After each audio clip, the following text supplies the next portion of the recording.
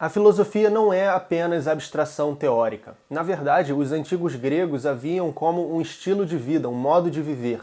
A filosofia deveria ser não só pensada e ensinada, mas praticada diariamente. Mas talvez o maior desafio dos filósofos seja viver a sua própria filosofia. É notável o caso de Sêneca, filósofo estoico da era romana, que falava tanto de autocontrole, das virtudes, da sabedoria, e ainda assim se submeteu a Nero, né?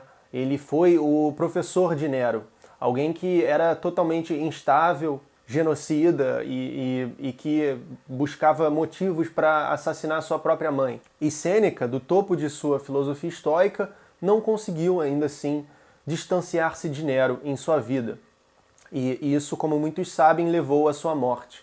Nero desconfiava dele e, como qualquer tirano que desconfia de seus aliados, ele manda matar, né? E, no entanto, Sêneca se suicidou por conta das pressões da perseguição de Nero, né?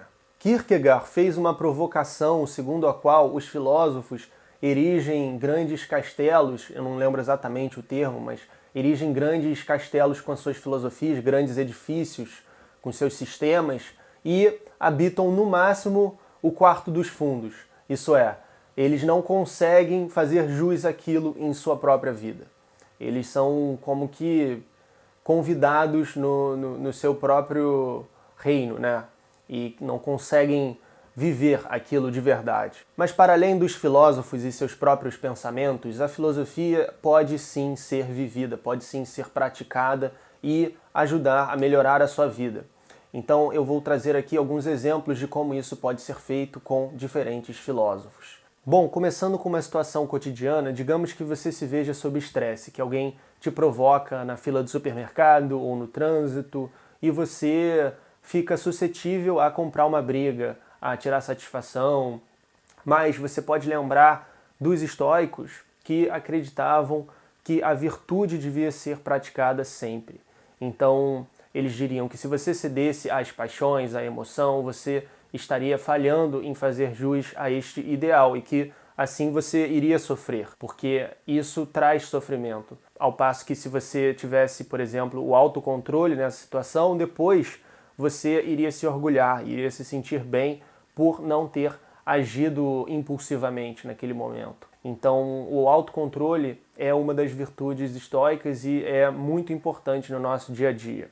É claro que sob a emoção é difícil, mas quando você consegue resistir e um tempo passa, depois você vê como que isso vale a pena. Uma questão que é muito importante para a filosofia e é um dos grandes temas da vida é a morte. Ainda no território da filosofia antiga, nós podemos enxergar a questão da morte a partir da ótica socrático-platônica, segundo a qual há a imortalidade da alma. Sócrates acreditava nisso e, como muitos sabem, Sócrates foi condenado à morte e ele agiu de maneira inabalável, serena e pronto para o que o espera. Epicuro, por outro lado, vai acreditar que a alma morre junto com o corpo, né? Quando a pessoa morre, também cessa qualquer tipo de atividade mental e espiritual. E isso também é um motivo de consolo. Segundo ele, não tem por que temer a morte, uma vez que tudo que há é a vida, uma vez que a vida acaba e não há mais nada.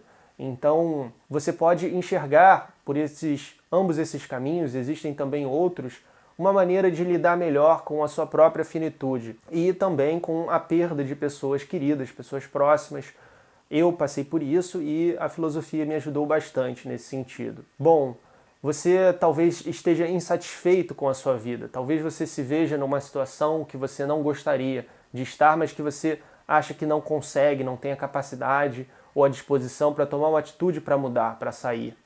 Seja isso um relacionamento, seja isso um emprego, um ciclo social, o que quer que seja, mas você pode lembrar do existencialismo e utilizar isso como um impulso para você ser a pessoa que vai fazer a diferença na sua vida, para você tomar responsabilidade pelo seu próprio destino, pelas suas próprias escolhas. Sartre, por exemplo, dizia que mesmo quando você não escolhe, mesmo quando você permite que uma situação se perpetue, mesmo sendo uma situação insatisfatória, você também está escolhendo, você está sendo responsável. né? Agir de má fé é fazer aquilo que você sabe que não é o correto, que não é pela sua própria razão e discernimento o que deveria ser feito, mas você ainda assim ser condizente com aquilo. Então não haja de má fé. Tome responsabilidade e permita que você próprio mude a sua vida. Mesmo que leve muito tempo, mesmo que seja através de pequenos passos num longo período, vale muito a pena quando você vê que você está se aproximando do seu objetivo e a sua vida fica mais preenchida de propósito. Às vezes na vida escolher é muito difícil. A gente enfrenta dilemas muito sérios, muito complicados para nós e a gente se angustia por causa disso. Mas é importante lembrar que você é responsável e aquilo que você enxerga com seu discernimento ser o melhor para você, mesmo que você precise sofrer por um curto prazo, né, no longo prazo, vai ter valido a pena.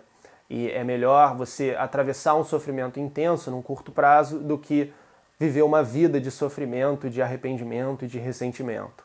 Então é nesse sentido que o existencialismo é uma poderosa, uma forte voz, né, na sua mente nesses momentos cruciais da vida, onde a gente precisa escolher e às vezes nenhuma das escolhas é muito promissora e que há sofrimento envolvido de ambos os lados. Talvez você seja uma pessoa que não é muito bem aceita, que você gostaria de explorar mais da sua própria personalidade, mas você se sente inibido por causa das pessoas ao seu redor, seja sua família, seus amigos, colegas, a sociedade.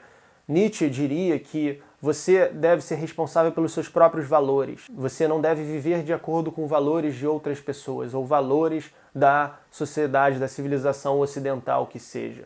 Você, como o além do homem, pode experimentar diferentes caminhos e instaurar os seus próprios valores, instaurar o seu próprio modo de viver, numa afirmação jubilosa da existência. Seja isso a sua orientação sexual, o seu estilo de se vestir, o seu gosto, a sua etnia, o que quer que seja, o que você faz. Você não pode permitir que os valores dos outros interfiram na sua própria instauração, na sua própria afirmação, na sua própria relação com a existência. E deve viver autenticamente, não importa o que os outros digam. Esses foram só alguns exemplos, eu poderia trazer muito mais. Fique à vontade para comentar também a sua própria experiência pessoal ou maneiras que você acredita que a filosofia pode ajudar na nossa vida. Sem falar que o estudo da filosofia te deixa muito menos suscetível a ser manipulável ou influenciável. Muito obrigado, pessoal. Até o próximo vídeo.